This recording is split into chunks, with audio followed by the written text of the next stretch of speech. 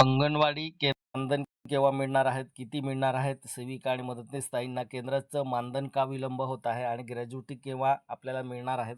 हे सविस्तर आपण या व्हिडिओच्या माध्यमातून बघायचं आहे. भरपूर सेविका आणि मदतनीस ताईंना केंद्राचं मानधनाचं मेसेज आला आहे.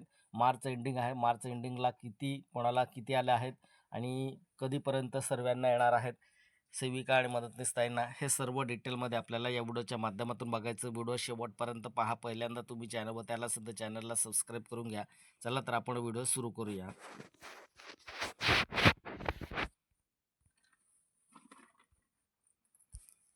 अंगणवाडी सेविकांना केंद्राचे मानधन व ग्रॅज्युटी महत्त्वाची माहिती आपण पाहणार आहोत. नमस्कार ताईंनो, या व्हिडिओच्या माध्यमातून केंद्राचं मानधन केव्हा मिळणार आहेत आणि मदतनीस ताई आणि सेविका ताईंना किती मिळणार आहेत? मार्च एंडिंगला का आपल्याला जो मानधन आपलं केंद्राचं थांबलेलं आहे तो का मिळत नाही, ते आपल्याला सर्व डिटेलमध्ये बघायचं आहे.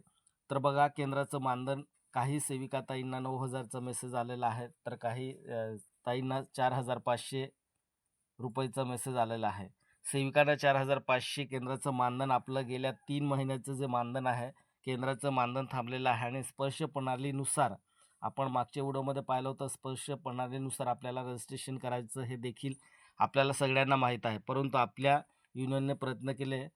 मार्च एंडिंग आहे त्याच्यामुळे त्यांना ते पैसे टाकावेच लागणार होते. तर त्या हिशोब तो जर विचार केला तर आपल्याला मेसेज असा आलेला आहे की सक्षम अंगणवाडी म्हणून एंट्री आहे. तर ताईंनो, सक्षम अंगणवाडी आता आपल्या अंगणवाडीचं स्वरूप सक्षम अंगणवाडी आहे, त्यामुळे ते केंद्राचं मानधन आहे. पहिले एक गोष्ट क्लिअर सांगतो. आणि दुसरी गोष्ट, मदतनीस ताई यांना डिसेंबरचं केंद्राचं मानधन मिळालेलं होतं, परंतु जानेवारी आणि फेब्रुवारी त्यांचं बाकी होतं. परंतु अजूनही एकही मदतनीस ताईंना कुठल्याही प्रकारचा मेसेज नाही. तर लवकरात लवकर ताईंना देखील ते लवकरात लवकर त्यांचं मार्च एंडिंगपर्यंत त्यांचं थकीत जे मानधन आहे ते मिळण्याची शक्यता आहे. आपल्याला प्रोत्साहन भत्ता, टी-ए बिल असतो, टी-ए, डी-ए असेल चालू, आपल्याला जानेवारीचा प्रोत्साहन भत्ता पडला तर आपला आता फेब्रुवारी देखील पडण्याची शक्यता आहे. तर अशा सगळ्या गोष्टी या होतीलच, कारण की मार्च आपल्या सगळ्यांना माहीत आहे की आर्थिक वर्ष संपत येतपर्यंत शासनाला कुठल्या परिस्थितीत तो पैसा वितरित करावाच लागतो. हा त्यांचा हिशोब असतो. त्यांच्यामुळे तो येईलच. त्यांच्यामुळे टेन्शन घेऊ नका ताईंनो. सगळीकडे अशी चर्चा सुरू आहे की तीच तुम्हाला आजच्या व्हिडिओच्या माध्यमातून सांगण्याचा प्रयत्न करते की आपल्या सगळ्यांना एक प्रश्न पडला आहे की आपल्या गेल्या सतत 5 ते 6 वर्षापासून आपला संघर्ष सुरू आहे. आपल्या अंगणवाडी कृती समितीचे असेल, इतर संघटना असेल, म्हणजे आपल्या महाराष्ट्रामध्ये खूप साऱ्या संघटना झालेल्या आहेत. तशा देशभरामध्ये देखील खूप साऱ्या संघटना आहेत. आणि वास्तविकता बघायला गेलं तर संघटना म्हणजे कुठेतरी एकाच विषयावर, एकाच यांच्यावर ठामपणे नसल्यामुळे कुठेतरी आपलं हे गणित देखील चुकत आहे. परंतु आपल्या ग्रॅज्युटी आणि पेन्शनसाठी आपला लढा हा गेला 10 वर्षापासून सुरू आहे आणि कदाचित त्याला यश येऊ शकतं. परंतु कुठल्याही प्रकारचे लिखित जी-आर मात्र अजून मिळाला नाही. पण आपल्याला मिळू शकतं, कारण की यासाठी ते सकारात्मक जरी चर्चा सांगत असेल तरी त्यांना ग्रॅज्युटीच्या संदर्भात कुठलाही ठोस निर्णय घेण्याची लवकर शक्यता आहे. आता पुण्याला लागू झाला म्हणजे पूर्ण महाराष्ट्रात लागू होईल. पण ते पुण्याच्या नगरपालिकेच्या अंगणवाडी आहेत आणि आपण जे आहेत ते आपण केंद्राचे कर्मचारी आहोत. त्यांच्यामुळे थोडा इथे संभ्रम निर्माण होतो. तर बघा, जे आपण मागच्या व्हिडिओमध्ये पाहिलं होतं, जे पुणे जिल्ह्यामध्ये लागू केलं गेलं होतं, ते नगरपालिकेचं जे अंगणवाडी आहे त्यांनाच लागू केलं होतं आणि बाकी जे अंगणवाडी आहेत ते केंद्राचं आहे. त्याच्यासाठी केंद्राचा जो निर्णय असेल तोच निर्णय आपल्याला लागू होणार आहे. त्याच्यामुळे ताईंनो, एक गोष्ट तुम्हाला आजच्या व्हिडिओच्या माध्यमातून क्लिअर सांगते की आपण केंद्राचे कर्मचारी आहोत. केंद्र आणि राज्य मिळून आपल्याला जे मानधन मिळतं, त्याच्यामुळे आपण असंही म्हणू शकत नाही की ते आपल्याला आपल्याला लागू होणार असं म्हणू शकत नाही.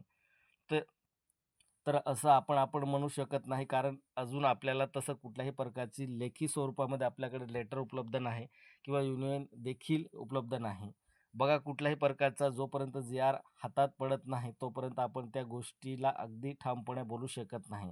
तर बघा, आपल्याला जो आपण आपल्या पक्षमध्ये जर आपला निर्णय लागला तर त्या ठिकाणी फक्त बोलण्यात डिस्कशन झालं असेल तर मग खरंच झालं असं मान्य करायचं नाही. तर जोपर्यंत जी-आर येत नाही हातामध्ये तोपर्यंत आपल्याला ते लागू होणार नाही. पण एक नक्की आहे ताईंनो, की आपला हा संघर्ष खूप मोठा आहे आणि खूप दीर्घ काळापासून सुरू आहेत. त्याच्यामुळे ग्रॅज्युटी आणि पेन्शनच्या समस्या आपल्या सुटणार भविष्यामध्ये सुटणार. फक्त त्याला थोडा वेळ लागणार आहे, परंतु ती समस्या सुटणार. काळाची गरज आहे. कारण की ज्यावेळेस आपल्याला जेव्हा अंगणवाडी सेविका, मदतनीस ताई रिटायर होतात, खूप साऱ्या भगिनी अशा आहेत की त्यांना एक एक एकटं राहावं लागतं. म्हणजे त्यांना एकटंच आहे, मग त्यांना निराधार आहे. मग अशा परिस्थितीमध्ये त्यांच्यापुढे खूप मोठा प्रश्न आहे की 65 वर्षापर्यंत त्यांनी नोकरी जेमतेम ओढून ताणून करतात आणि त्यानंतर 65 ते 65 वर्षानंतर माणसाच्या वयाची कॅपॅसिटी त्यांची संपते आणि काम करण्याची कॅपॅसिटी सुद्धा नसते. मग त्या अशा महिला कुठे ते जायचं? यांनी काय करायचं? त्यांचं पोट कसं भरायचं? त्यांचं पुढचं आयुष्य कसं जगायचं? हा खूप त्यांचं मनामध्ये प्रश्न आहे, मोठा प्रश्न आहे. हा प्रश्न शासन सोडवतील आणि आपला देखील लढा हा सुरूच राहील आणि भविष्यामध्ये या गोष्टी आपल्याला सुटतीलच. पण सध्या स्थितीमध्ये तसा कुठल्याही प्रकारच्या शासनाकडून जी-आर नाही. परंतु तरी माझ्या कुठल्याही ताईंना खचून जाऊ नका. लवकरात लवकर या निर्णय आपल्या शासन घेतील असं अपेक्षा ठेवा आणि ते पोहोचवण्यासाठी आपल्याला प्रयत्न हा सुरूच ठेवायचा आहे. आपण कुठल्याही गोष्टी आपण शासनापर्यंत पोहोचवण्यासाठी आपण संघटना एकता दाखवली, सेविका मदतनीस ताई सर्व एकता जर दाखवली, तर लवकरात लवकर त्यांच्याकडनं काहीतरी अपडेट मिळेल शासनाकडून. आपल्या महाराष्ट्रामध्ये महत्त्वाचं आहे आणि केंद्रावर देखील होणं महत्त्वाचं आहे. कसं की जे आपल्या युनियन आहेत सगळ्यात आपल्या युनियन भरपूर महाराष्ट्रामध्ये देखील आहे. युनियनचं तुम्हाला माहीत असेल भरपूर युनियन आहे अंगणवाडी संघटनेचं. ग्रॅज्युटी आणि पेन्शन या 3 गोष्टी एकसारख्या एका प्रमाणामध्ये जर त्यांनी मांडण्याचा प्रयत्न केला, एकाच वेळेस जर सगळ्यांनी कोलॅबोरेशन म्हणजे एकजूट केली, सगळे एकत्र आले. कारण की प्रत्येकांना मोटिवेट काय करायचं आहे ते आपल्याला काहीतरी मिळवून द्यायचं आहे. पण त्यामध्ये असे दिसून येते की चित्र कुठे की की आम्ही मिळवून दिलं आणि मग त्यांच्यामुळे आम्ही आमचं युनियन श्रेष्ठ, तर आपल्याला युनियनपेक्षा युनियन आपल्यावर चालते. कोणावर आपल्यावर आपण म्हणजे कोण अंगणवाडी सेविका मदतनीस आपण आहोत आणि म्हणून युनियन त्यांच्यामुळे मी तू असं होण्यापेक्षा जर महाराष्ट्रामध्ये एकजुटीने पूर्ण महाराष्ट्र म्हणून जर सगळं युनियन एकत्र आल्या, त्यांनी जर एकच मागणी ठेवली तर कदाचित आपली मागणी पूर्ण होऊ शकते. तर बघा आपल्याला मी केलं, मी ही संघटना केली, ही संघटना मागणी केली, प्रत्येक वेळेस हे होतं. तर हे करण्यापेक्षा आपण एकजुटीने एकत्र या आणि त्याच्यातही आपल्याला लवकरात लवकर जी मागणी आहे ती मागणी लवकरात लवकर पूर्ण होऊ शकते. आपल्या प्रमुख 3 मागण्या आहेत. त्या 3 मागण्या कोणकोणत्या आहे माहीत आहे तुम्हाला. एकच मागणी ठेवली म्हणजे एकच सरकार मान्य करत नाही. त्याच्यासाठी कमीत कमी 5-6 मागण्या या ठेवणं अपेक्षित आहे. पण जोर लावून जर सगळ्या युनियनने 3 मागण्या प्रमुख जर ठेवल्या तर आपले सगळे भविष्याचे प्रश्न मिटणार आहेत, असं सगळ्यांचं म्हणणं आहे. परंतु यासाठी जिथे-जिथे ज्या युनियन स्थापन झालेल्या नव्या असतील, जुन्या असतील, तर यांचं एकत्र होणं, याचंच एकमत होणं, त्याच वेळेस कुठेतरी या गोष्टी सद्य होतील. म्हणजे सक्सेस होतील, म्हणजे होतील. कारण जोपर्यंत लढा हा एकजुटी बघा, एक जर काही काठी मोडायची म्हटली तर ती सहज मोडते, पण त्याच जागेवर जर आपण 10 काठ्या मोडायचा प्रयत्न केला तर त्या मोडत नाही. तर हे संघटन आणि 10 काठीचं उदाहरण आहे. अगदी एकसारखंच आहे, पण आपलं संघटन खूप चांगलं आहे. परंतु जे विखुरलेले आहे ते वेगवेगळ्या प्रमाणात डिव्हाईड झालेलं आहे. जर एकत्र आलं आपलं नेतृत्व, आपलं संघटन जर एकत्र आलं पूर्ण महाराष्ट्राचंच किंवा पूर्ण देशभरात, तर नक्कीच आपल्या ज्या प्रमुख 3 मागण्या आहेत, ते मागण्या जर कंप्लीट होऊ शकतात. भविष्यामध्ये आपला कुठेतरी त्या ठिकाणी निर्णय घेण्याचं शासनाला भाग पडेल. वेळोवेळी मी युनियन देखील प्रश्न विचारत असते आणि आपल्याला सेविका देखील मांडत असते, की आपलं संघटन खूप उत्तम आहे, खूप चांगलं आहे. आपला लढा देखील खूप चांगला होतो. फक्त आपला एकत्र झालं तर नक्कीच आपल्याला यश पदरात पडणार आहे. पण सत्यस्थिती अशी आहे, की लढा देऊन देखील आपल्याला पदरामध्ये काहीच पडत नाही. खूप मोठे संघर्ष आपण केले. 2 महिन्याचा संघर्ष केला, 1 महिन्याचा संघर्ष केला. आपल्याला त्यांचं मानधन गेलं. अशा खूप साऱ्या गोष्टी झालेल्या आहेत. पण आपल्या पदरामध्ये अजूनपर्यंत जी मागणी होती ती मागणी अजूनपर्यंत कुठलीच मागणी पूर्ण झाली नाही. कारण भरपूर आपल्याला तुम्ही व्हिडिओ पाहिला असेल, व्हिडिओच्या माध्यमातून काही भरपूर संघटनेचा जो व्हिडिओ पाहिला आहे, त्यांनी काय त्या ठिकाणी मान्य केले ते सर्व सेविका आणि मदतनीस ताईंना माहीत आहे.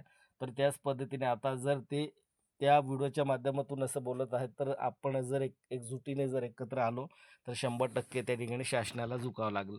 संघटना विनंती करेल, की अजूनही वेळ गेली नाही. एकत्र या, एकजुटी करा. मी तू करण्यास हा वेळ नाही. कारण जर तुम्हाला सगळ्यांना असं वाटतच असेल, की सेविका मदतनीस ताईनं काहीतरी बोलवावं, तर तुम्हाला सगळ्यांना तुमचं हे बाजूला ठेवा. तुम्हाला एकत्र यावं लागेल, तरच कुठेतरी अंगणवाडी कर्मचाऱ्यांना फायदा होणार आहे.